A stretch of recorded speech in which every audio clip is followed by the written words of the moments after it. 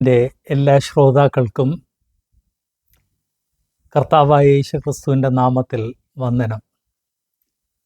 ദൈവവിശ്വാസികൾക്കും നിരീശ്വരവാദികൾക്കും വന്ദനം.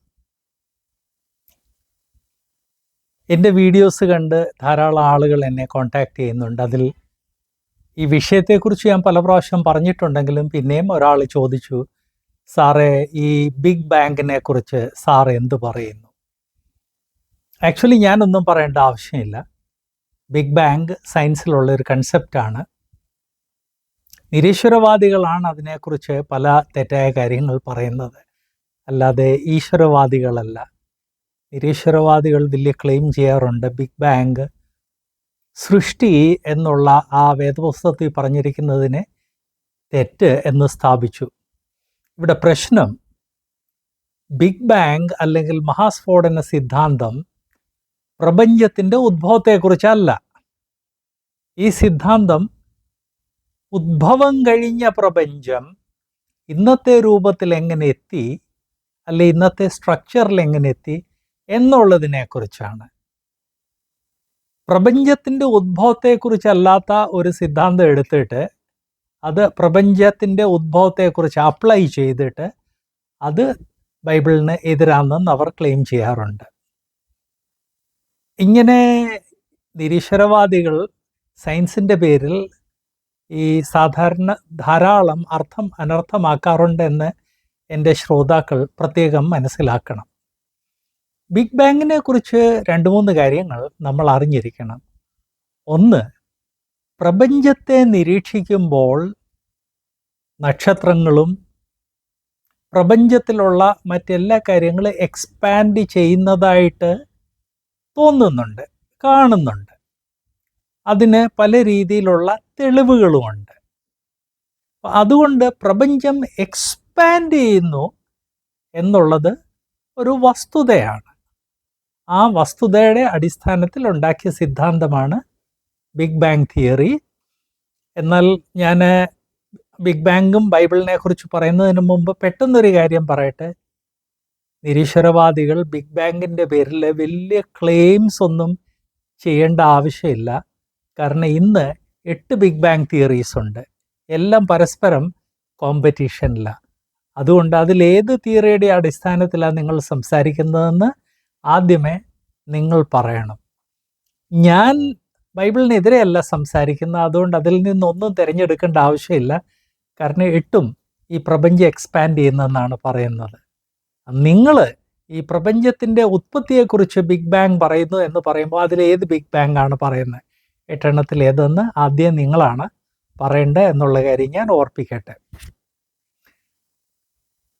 പ്രപഞ്ചം എക്സ്പാൻഡ് ചെയ്യുന്നതെന്നുള്ള നിരീക്ഷണങ്ങളിൽ കൂടെ മനസ്സിലായതാണ്. ബൈബിൾ ഇതേ കാര്യങ്ങൾ പറഞ്ഞിട്ടുണ്ട്.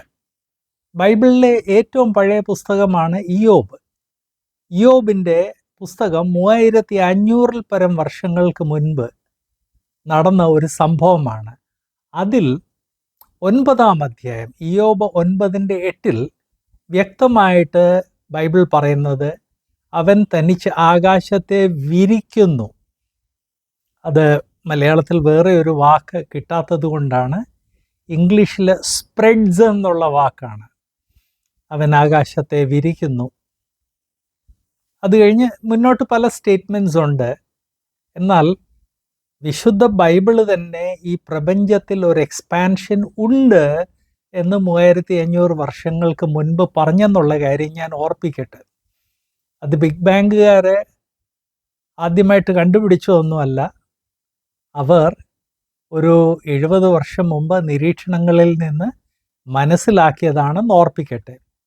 അതുപോലെ തന്നെ 2600 വർഷങ്ങൾക്ക് മുമ്പ് എഴുതപ്പെട്ട യെശയ്യാവിൻ്റെ 42:5 നാം വായിക്കുന്നത് ആകാശത്തെ സൃഷ്ടിച്ച് വിരിക്കുകയും ദൈവം ആകാശത്തെ സൃഷ്ടിക്കുക അതിനെ സ്പ്രെഡ് ചെയ്തെന്ന് വ്യക്തമായിട്ട് ആദ്യമേ 3500 വർഷം മുമ്പ്, അത് കഴിഞ്ഞ് 2600 വർഷങ്ങൾക്ക് മുൻപുള്ള ബുക്സിൽ പറഞ്ഞു. അതുപോലെ തന്നെ ഇത് ഒരു ആക്സിഡൻ്റൽ സ്റ്റേറ്റ്മെൻ്റ് അല്ല. കാരണം വിശുദ്ധ ബൈബിളിൽ ഇത് പലയിടത്ത് നാം വായിക്കുന്നു. ആദ്യം ഇയ്യോബിൽ വായിച്ചു, അത് കഴിഞ്ഞ് യെശയ്യാവിൽ വായിച്ചു. ഇനി യെരമ്യാവ് 51:15 നാം വായിക്കുന്നത്, അവൻ തൻ്റെ ശക്തിയാൽ ഭൂമിയെ സൃഷ്ടിച്ചു, തൻ്റെ ജ്ഞാനത്താൽ ഭൂമണ്ഡലത്തെ സ്ഥാപിച്ചു, തൻ്റെ വിവേകത്താൽ ആകാശത്തെ വിരിച്ചു.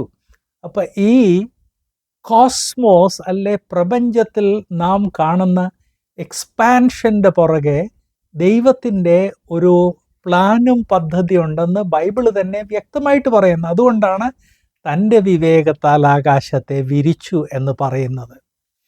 അത് കഴിഞ്ഞ് സെക്കറിയാവിൻ്റെ പുസ്തകത്തിൽ, ഇത് ഏകദേശം 2500 വർഷം മുമ്പ് എഴുതപ്പെട്ടതാണ്. സെക്കറിയാവ് 12:1 നാം വായിക്കുന്നത്, പ്രവാചകം ഇസ്രായേലിനെ കുറിച്ചുള്ള യഹോവയുടെ അരുളപ്പാട്, ആകാശം വിരിക്കയും. ഇവിടെയും പ്രപഞ്ചത്തിൻ്റെ എക്സ്പാൻഷനെ കുറിച്ച്. ഈയിടെ ഒരു യുക്തിവാദി ചോദിച്ചു, ആകാശം എന്ന് പറഞ്ഞൊരു കാര്യമുണ്ടോ? അതെ, വാക്കുകൾക്ക് ഒന്നിലധികം അർത്ഥമുണ്ടെന്ന്, ഒന്നിൽ അവർക്ക് അറിയത്തില്ല, അല്ലെ അറിഞ്ഞിട്ട് അറിയത്തില്ല എന്ന് നടിക്കുകയാണ്. സാധാരണ അറിഞ്ഞിട്ടും അറിയത്തില്ലെന്ന് നടിക്കുകയാണ്. ഡിസോണസ്റ്റി അവരുടെ ഇടയ്ക്ക് വളരെ കോമൺ ആണ്. ആകാശം, ആകാശവിതാനം, ആകാശങ്ങൾ എന്നുള്ളതിന് ഭാഷയിൽ പല അർത്ഥങ്ങളുണ്ട് എന്നോർപ്പിച്ചിട്ട് നമുക്ക് മുന്നോട്ട് പോകാം.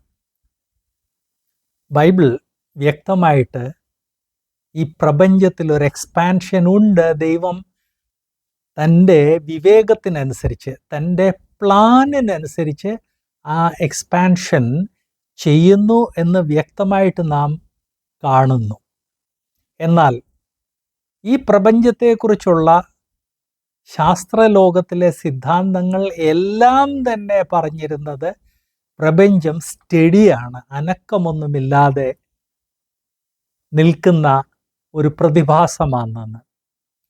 അതിൻ്റെ കാരണം കൊണ്ടാണ് ഈവൻ ആൽബർട്ട് ഐൻസ്റ്റീൻ തൻ്റെ general theory of relativity develop ചെയ്ത സമയത്ത് പ്രപഞ്ചത്തിന് ആ തിയറി ശരിയാണെങ്കിൽ പ്രപഞ്ചത്തിൽ എക്സ്പാൻഷൻ ഉണ്ടാകും എന്ന് മനസ്സിലായിട്ട് ആ എക്സ്പാൻഷൻ എന്നുള്ള ആ ഈക്വേഷനിൽ മാനിപ്പുലേഷൻ നടത്തി. അതിലൊരു കോൺസ്റ്റൻറ്റ് ഇൻട്രൊഡ്യൂസ് ചെയ്ത് ഒരു മാനിപ്പുലേഷൻ നടത്തി. ഓഫ് കോഴ്സ് ഐൻസ്റ്റീൻ അറിയത്തില്ലായിരുന്നു എവൻച്വലി ആ കോൺസ്റ്റൻറ്റ് സയൻസിന് വളരെ പ്രയോജനം ചെയ്യുമെന്ന്. 1918 അടുത്താണ് ഐൻസ്റ്റീൻ ഈ കാര്യങ്ങളൊക്കെ ചെയ്തത്. ഫൈനലി 1929 എഡ്വിൻ ഹബിൾ എന്നും പറഞ്ഞ വ്യക്തിയാണ് ഗാലക്സീസ് എക്സ്പാൻഡ് ചെയ്യുന്നതായിട്ട്, നമ്മിൽ നിന്ന് ദൂരെ പോകുന്നതായിട്ട് കാണപ്പെടുന്നു എന്ന് വ്യക്തമായിട്ട് പറഞ്ഞത്, വ്യക്തമായിട്ട് തെളിയിച്ചത്. അങ്ങനെ വ്യക്തമായിട്ട് തെളിയിച്ചു കഴിഞ്ഞപ്പോൾ ബിഗ് ബാങ് തിയറി അല്ലെങ്കിൽ മഹാസ്ഫോടന സിദ്ധാന്തത്തിൻ്റെ ആദ്യത്തെ ഒരു കൺഫർമേഷൻ വന്നു.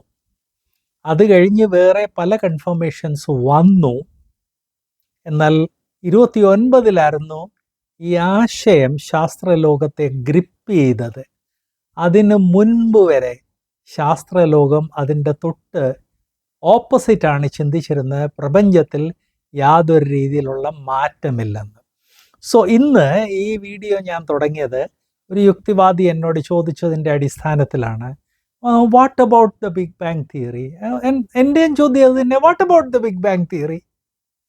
ബിഗ് ബാങ് തിയറിയെക്കുറിച്ച് ബൈബിൾ 3500 വർഷം തൊട്ട് 2500 വർഷങ്ങളുടെ മധ്യേ എഴുതപ്പെട്ട പല ബുക്സിൽ പറയുന്നുണ്ട്. അത് ശാസ്ത്രം കണ്ടുപിടിച്ചത് 1929 18 ജനറൽ തിയറി ഓഫ് റിലേറ്റിവിറ്റിയുടെ ഈക്വേഷൻസിൽ നിന്ന് അത് കുറച്ച് സാധ്യമാണെന്ന് കണ്ടിട്ട് പോലും ഐൻസ്റ്റീൻ ആ കാര്യത്തെ അല്ലെ ആ അറിവിനെ സപ്രസ് ചെയ്യുകയാണ് ചെയ്തത്. കാരണം അന്ന് വരെ ശാസ്ത്രലോകം വിശ്വസിച്ചിരുന്നത് പ്രപഞ്ചം സ്റ്റഡിയാണെന്നാണ്. സ്റ്റഡിയല്ല, അത് എക്സ്പാൻഡ് ചെയ്യുന്നു എന്ന് എഡ്വിൻ ഹബിൾ തൊട്ട് പിന്നെ മുന്നോട്ടുള്ള ആളുകൾ കണ്ടുപിടിച്ചു, കൺഫേം ആയിട്ടുണ്ട് എന്നുള്ള കാര്യം ഞാൻ ഓർപ്പിക്കട്ടെ. ഇത് ഒരു കാര്യം കൂടെ ഞാൻ ഒരു പ്രാവശ്യം കൂടെ ഓർപ്പിക്കട്ടെ. ഈ മഹാസ്ഫോടന സിദ്ധാന്തം പ്രപഞ്ചത്തിൻ്റെ ഉത്പത്തിയെക്കുറിച്ചല്ല, ഉത്പത്തി കഴിഞ്ഞുള്ള പ്രപഞ്ചം ഇന്നുള്ള ഈ സ്റ്റേറ്റിൽ എങ്ങനെ എത്തി എന്നതിനെ മാത്രമേ കാണിക്കുന്നുള്ളൂ. അതുകൊണ്ട് ഈ ഈ ചില കുട്ടികളുണ്ടല്ലോ, ഒരു കിലുക്കൻ കിട്ടിക്കഴിഞ്ഞാൽ ബാക്കി കുട്ടികളെ എല്ലാം എൻ്റെ കയ്യിൽ കിലുക്കനുണ്ട് എന്നിങ്ങനെ കാണിക്കുന്നത് പോലെ നിരീശ്വരവാദികളുടെ കയ്യിൽ ഈ ബിഗ് ബാങ് തിയറി വലിയൊരു കിലുക്കനാണ്. കിലുക്കൻ ശബ്ദമുണ്ടാക്കുന്നതേ ഉള്ളൂ.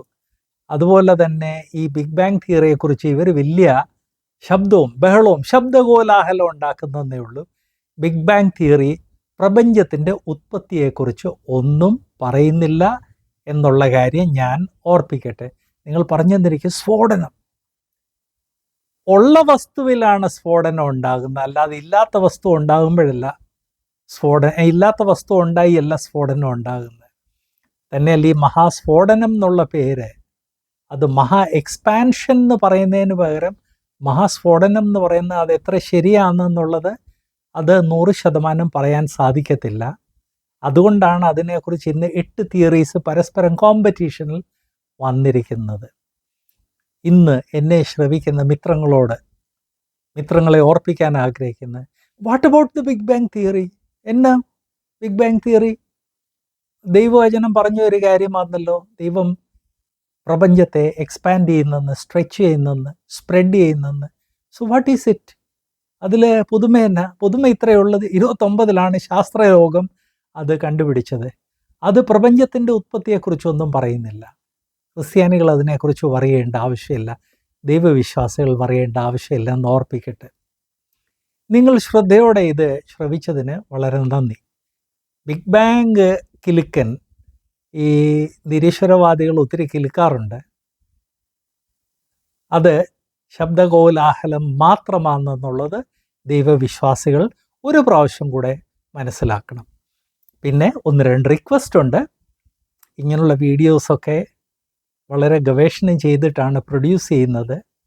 അതിന് വളരെ ടൈം ആൻഡ് എനർജി വേണ്ട കാര്യമാണ്. അതുകൊണ്ട് നിങ്ങളുടെ ഒരു എൻകറേജ്മെൻറ്റ് ഞങ്ങൾക്ക് വേണം. ഈ വീഡിയോയുടെ താഴെ ചെന്ന് ഇതിനെ ഒരു ലൈക്ക് ക്ലിക്ക് ചെയ്യണം. അതുപോലെ ഈ വീഡിയോ സബ്സ്ക്രൈബ് ചെയ്യണം. ഓരോ പുതിയ സബ്സ്ക്രൈബർ ഞങ്ങൾക്ക് വലിയ പ്രോത്സാഹനമാണ്. ആൻഡ് ഇപ്പോൾ സബ്സ്ക്രൈബ് ചെയ്യുന്നതിൻ്റെ പുതിയൊരു പ്രോട്ടോക്കോളാണ്. ആദ്യം സബ്സ്ക്രൈബ് എന്നുള്ളത് പ്രസ് ചെയ്യണം. അത് കഴിഞ്ഞ് ബെല്ലിൻ്റെ ഐക്കൺ കാണുവാണെങ്കിൽ അത് പ്രസ് ചെയ്യണം. അവിടെ ഓൾന്ന് തിരഞ്ഞെടുക്കണം. അങ്ങനെ സബ്സ്ക്രൈബ് ചെയ്ത് ഞങ്ങളെ പ്രോത്സാഹിപ്പിക്കണമെന്ന് ഓർപ്പിക്കുന്നു. ഈ വീഡിയോ ഷെയർ ചെയ്യാൻ മറക്കരുത്. ഈ കിലുക്കനം കൊണ്ട് നടക്കുന്നവരാണ് ഷെയർ ചെയ്യുന്നത്.